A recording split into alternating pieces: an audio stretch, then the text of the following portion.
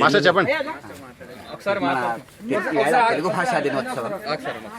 ఈ తెలుగు భాష యొక్క ప్రాశస్త్యాన్ని గురించి తెలుగు వాళ్ళు కాదు, మరి కన్నడిగుడైనటువంటి కృష్ణదేవరాయలు తెలుగు భాష ఎంత గొప్పదో చెప్తూ తెలుగదేలయన్ వాస అని మరి ఇంకొక భాష మాతృభాషగా కలిగినటువంటి ఆ మహానుభావుడు మన తెలుగు భాష వైశిష్ట్యాన్ని గురించి పొగిడాడంటే మరి మనం మన అమ్మ భాషని తప్పనిసరిగా పరిరక్షించుకోవాల్సినటువంటి బాధ్యత ఉంది. అది మన ఇంటి నుంచే మొదలు పెట్టాలని చెప్పేసి నేను కోరుకుంటున్నాను. ఇంకా ఈ మొక్కలు నాటడం అనే అంశం ఏంటంటే, మనకి మహాభారతంలో ఆరణ్య పర్వం అని ఉంది ఒకటి.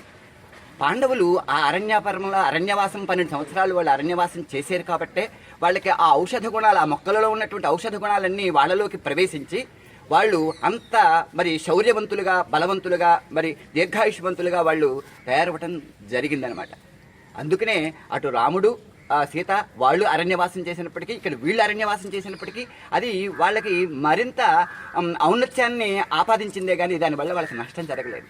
అది ఆ మొక్కలు, ఆ వనం, ఆ ఉద్యానవనాలు, వాటికి సంబంధించినటువంటి ప్రయోజనం మనకి పురాణాల్లోనే చెప్పబడింది. అంచేత తప్పనిసరిగా మనం మొక్కలు ప్రతి చోట కూడా మొక్కలు లేని ప్రదేశం అంటూ లేకుండా మనం దాన్ని చేసుకుందాం. చాలా సంతోషం. మీరందరూ ఇంత ఉత్సాహంతో ఈ ఉదయాన్నే ఇలా మొక్కలు నాటే కార్యక్రమాన్ని చేసినందుకు మిమ్మల్ని అందరినీ నేను అభినందిస్తున్నాను. ముందు చెప్పింది ఒకసారి చెప్పండి. ముందు చెప్పింది దేశ భాషలంతా తెలుగులో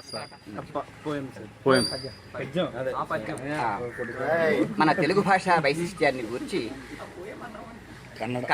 కన్నడిగుడైనటువంటి తన మాతృభాష తెలుగు కానటువంటి వాడైన శ్రీకృష్ణదేవరాయలు, ఆయన ఆంధ్రభోజుడు, ఆయన తెలుగు భాషా వైశిష్ట్యాన్ని గురించి మరి తెలుగదేలయన్న దేశంబు తెలుగేను తెలుగు వల్లభుండ తెలుగు కండ ఎల్ల నృపులు గొల్లువ ఎరుగవే భాసాడి దేశ భాషలందు తెలుగు లెస్స అంటూ అన్ని భాషల్లోకి తెలుగు చాలా గొప్పదని చెప్పాడు.